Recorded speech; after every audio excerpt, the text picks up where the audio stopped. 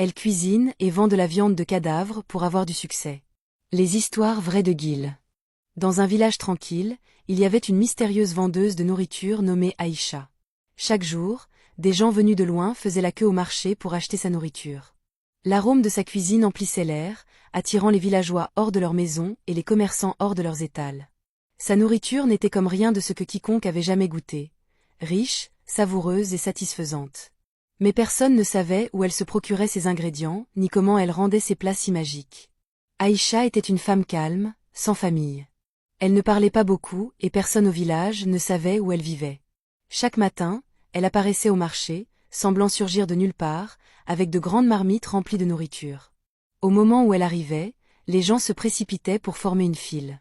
Ses plats changeaient chaque jour, parfois un ragoût délicieux, d'autres fois du riz parfumé avec de la viande parfaitement grillée. Chaque repas qu'elle préparait était inoubliable, et peu importe le nombre de personnes qui venaient, il y avait toujours assez à manger. Elle était toujours la première à arriver au marché, avant même le lever du soleil, et la dernière à partir lorsque le ciel s'assombrissait. Les gens se demandaient souvent comment quelqu'un qui vendait autant de nourriture pouvait maintenir son activité prospère jour après jour. Certains croyaient qu'elle avait une source secrète de richesse, tandis que d'autres pensaient qu'elle possédait des pouvoirs magiques. Mais Aïcha ne révélait jamais ses secrets. Un jour, un groupe de femmes au marché commença à devenir jalouse du succès d'Aïcha. Elle vendait de la nourriture depuis des années, pourtant elle peinait à vendre ne serait-ce qu'une fraction de ce qu'Aïcha vendait. Ces femmes, menées par Maman Kwasi, se mirent à chuchoter entre elles. Comment peut-elle nourrir autant de gens avec seulement ces quelques marmites de nourriture? Demanda Maman Kwasi. Ce n'est pas naturel, il y a quelque chose d'étrange chez elle. J'ai entendu dire qu'elle ne vit pas au village, ajouta une femme. Personne ne l'a jamais vue en dehors du marché. Une autre femme se pencha plus près. Tu crois qu'elle utilise des charmes pour faire aimer sa nourriture aux gens? Peut-être qu'elle n'est même pas humaine. La jalousie grandit jour après jour. Certaines des femmes essayèrent de copier les plats d'Aïcha, espérant attirer ses clients, mais elles échouèrent. Quoi qu'elles fassent, elles n'arrivaient jamais à égaler le goût de sa nourriture. Frustrées, elles se mirent à répandre des rumeurs. Faites attention à sa nourriture, avertissait Maman Kwasi à certains villageois. Qui sait d'où elle tire ses ingrédients? Et si elle utilisait quelque chose de maléfique pour rendre sa nourriture aussi bonne? Malgré les rumeurs, beaucoup de villageois ignorèrent les commérages et continuèrent à faire la queue à l'étal d'Aïcha. Sa nourriture était trop bonne, et elle était devenue trop importante pour le village. Même le chef du village envoyait ses serviteurs tôt pour acheter ses plats, car aucun festin n'était complet sans les mets d'Aïcha. Maman Kwasi rentra chez elle un soir, le visage tordu de frustration. La journée au marché avait été terrible pour elle, tandis que l'étal d'Aïcha était bondé de clients. Maman Kwasi n'avait pas vendu un seul bol de son ragoût.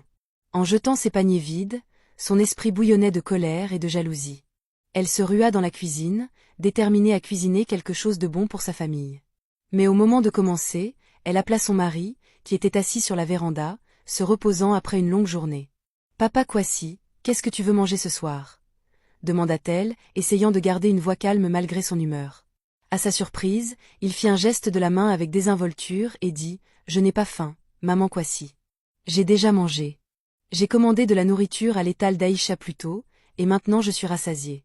Je n'ai besoin de rien pour le reste de la nuit. » Maman Kwasi se figea, le cœur battant.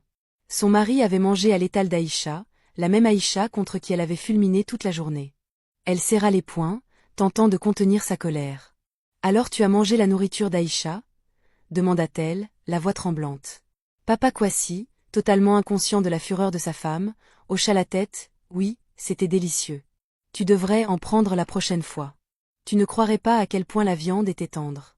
Je n'ai rien goûté d'aussi bon depuis longtemps. » Les yeux de Maman Kwasi s'embrasèrent. D'abord, ça avait été ses enfants. Ils étaient rentrés de l'école en se plaignant que sa nourriture n'avait pas le même goût que celle d'Aïcha. Il voulait acheter chez Aïcha tous les jours. Et maintenant, c'était son mari. Est-ce que tout le monde chez elle allait la trahir pour cette femme? Elle sortit de la cuisine pour entrer dans sa chambre, l'esprit parcouru de pensées sur Aïcha. Maman Kwasi ne dormit pas bien cette nuit-là, se tournant et se retournant tandis que la colère bouillonnait en elle. Quand le soleil se leva le lendemain matin, elle s'était décidée, quelque chose devait être fait. Au marché, Maman Kwasi fut la première à arriver, comme d'habitude. Elle installa son étal et attendit, mais ses yeux ne cessaient de se tourner vers l'endroit où Aïcha s'installait d'ordinaire. Elle n'eut pas à attendre longtemps avant qu'Aïcha n'apparaisse, portant ses grandes marmites de nourriture comme elle le faisait toujours, se déplaçant avec un calme qui ne faisait qu'augmenter la colère de maman Kwasi. Dès qu'Aïcha eut fini de s'installer, la file commença à se former. Maman Kwasi regardait avec fureur son mari se diriger à nouveau vers l'étal d'Aïcha. Il la salua avec un sourire et attendit son tour dans la file. Le sang de maman Kwasi bouillonna. Elle marcha vers Aïcha, se frayant un chemin à travers la foule de clients. « Aïcha !» cria maman Kwasi. Le marché devint silencieux tandis que tous se tournaient pour voir ce qui se passait. Aïcha leva les yeux de son étal. « Oui, maman Kwasi. » Maman Kwasi s'approcha. « Tu dois arrêter de vendre de la nourriture à ma famille. Mon mari et mes enfants ne doivent pas acheter chez toi. » Aïcha resta calme. « Je ne les ai pas forcés à acheter chez moi. Ils sont venus parce qu'ils avaient faim. Je vends de la nourriture à quiconque en veut. » Maman Kwasi était très contrariée. « Tu fais que ma famille aime ta nourriture plus que la mienne. Ils n'arrêtent pas de dire à quel point ta nourriture est excellente. Ce n'est pas juste. » Aïcha répondit doucement. « Maman Kwasi, je n'ai jamais rien dit de mal de ta cuisine. Je fais juste mon travail. Les gens viennent à mon étal parce qu'ils aiment ma nourriture, mais je n'ai pris personne à qui que ce soit. » La foule se mit à chuchoter, en regardant maman Kwasi devenir plus en colère. « Tu te crois meilleur que nous autres? Tu crois que tu peux venir sur ce marché et prendre tous nos clients?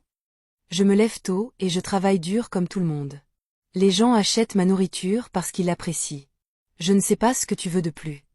Je veux que tu arrêtes de vendre à ma famille, » hurla maman Kwasi. « Tu as fait que mon mari et mes enfants cessent de manger ma nourriture. Ils pensent que la tienne est meilleure. Je ne le permettrai pas, je ne peux pas les empêcher de venir à mon étal. Tu ne peux pas obliger les gens à manger ce qu'ils ne veulent pas. » Maman Kwasi était si en colère qu'elle ne savait plus quoi dire. Elle fit demi-tour et s'éloigna, le cœur rempli de frustration.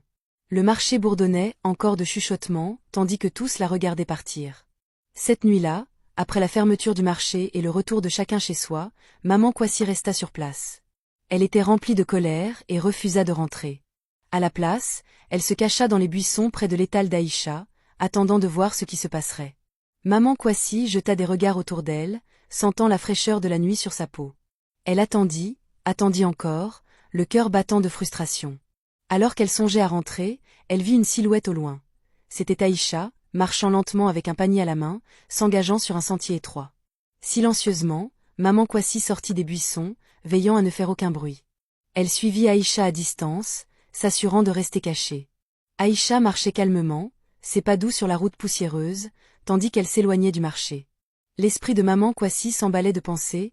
Que fait Aïcha quand elle rentre chez elle? Se demanda-t-elle. Pourquoi sa nourriture est-elle si spéciale? La lumière de la lune les guidait, et maman Kwasi gardait les yeux sur Aïcha, qui semblait perdue dans son propre monde. La colère de maman Kwasi commença à se mêler de curiosité. Après avoir marché un moment, Aïcha quitta le sentier pour une petite clairière. Maman Kwasi hésita un instant, mais décida de continuer. Elle voulait savoir où Aïcha vivait et ce qui rendait sa nourriture si magique. Dans la clairière, Aïcha s'arrêta près d'un petit foyer et posa son panier. Elle regarda autour d'elle comme si elle sentait quelque chose, mais ne vit pas maman Kwasi cachée tout près. Elle marqua une pause, prit une profonde inspiration. Le calme de la nuit l'enveloppait et elle se sentait en paix. Mais alors qu'elle s'apprêtait à s'installer, elle frappa soudain sa main contre le sol. À la stupéfaction de maman Kwasi, une trappe cachée s'ouvrit et un corps sans vie émergea de sous la terre. Maman Kwasi laissa échapper un halètement, le cœur affolé, reculant d'un pas, prête à s'enfuir.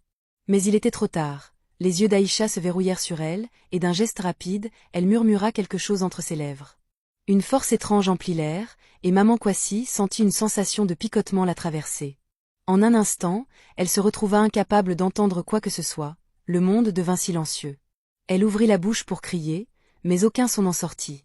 Aïcha resta là, l'expression calme mais ferme. « Tu aurais dû rester loin, maman Kwasi, » dit-elle, même si maman Kwasi ne pouvait plus entendre sa voix. La panique submergea maman Kwasi lorsqu'elle réalisa qu'elle avait été rendue sourde et muette. Chancelant de choc, maman Kwasi tenta de fuir, mais Aïcha soutint son regard, un air entendu dans les yeux. « Maintenant, tu comprendras ce que signifie être seule, » dit doucement Aïcha, bien que maman Kwasi ne pût l'entendre. À cet instant, maman Kwasi sentit une vague de peur l'envahir. Elle voulait courir, appeler à l'aide, mais son corps refusait d'obéir. Le corps qui avait émergé du sol semblait faire écho aux peurs mêmes qu'elle avait nourries. La peur de perdre sa famille, la peur de ne pas être à la hauteur, et la peur du pouvoir d'Aïcha. Voyant la panique dans les yeux de maman Kwasi, Aïcha se tourna de nouveau vers le corps. Elle chuchota doucement, « Tu ne perturberas pas mon travail. Tu voulais m'enlever mes clients, mais maintenant tu apprendras la vérité sur ce que je protège. » Maman Kwasi regardait, impuissante, tandis qu'Aïcha reprenait ses préparatifs, la lueur vacillante du feu projetant des ombres autour d'elle. Elle pouvait voir Aïcha cuisiner comme si de rien n'était, mais maintenant l'atmosphère semblait lourde et sombre. Chaque instant paraissait une éternité pour Maman Kwasi, qui peinait à comprendre ce qui se passait. Le silence était suffocant, et son esprit carburait de pensées. Elle se sentait piégée, incapable de communiquer ou de s'échapper. Alors qu'Aïcha remuait sa marmite de corps mort, l'arôme des épices emplit à nouveau l'air, mais cette fois il était différent, plus épais, presque inquiétant. Le cœur de Maman Kwasi se serra lorsqu'elle réalisa qu'elle avait pénétré dans un monde de secrets bien au-delà de sa compréhension. Désespérée de s'enfuir, elle se tourna pour quitter la clairière, mais le pouvoir de la magie d'Aïcha la maintenait en place.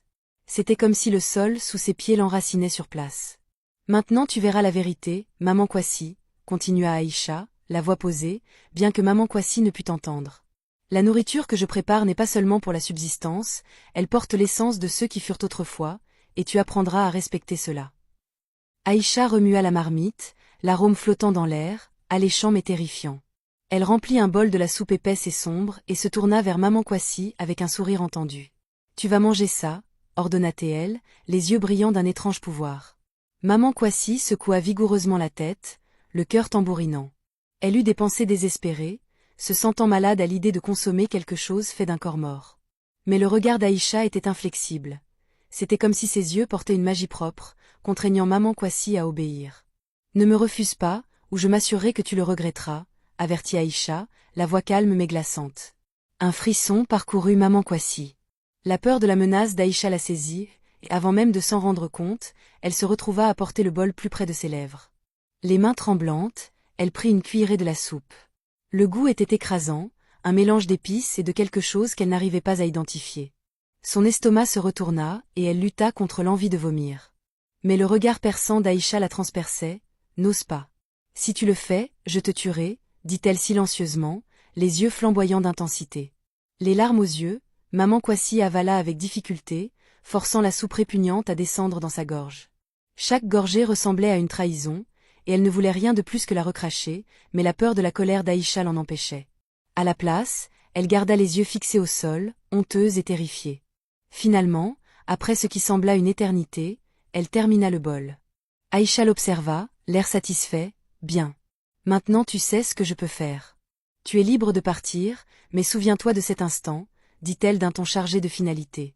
Sur ce, Maman Kwasi s'éloigna de la cabane en trébuchant, l'esprit envahi de confusion et de désespoir. Elle sentait un poids dans son ventre, lourd de peur et de dégoût. Le monde autour d'elle semblait irréel, les ombres dansant étrangement tandis qu'elle rentrait chez elle. Lorsqu'elle atteignit sa maison, retrouvez la suite sur YouTube, lien en bio.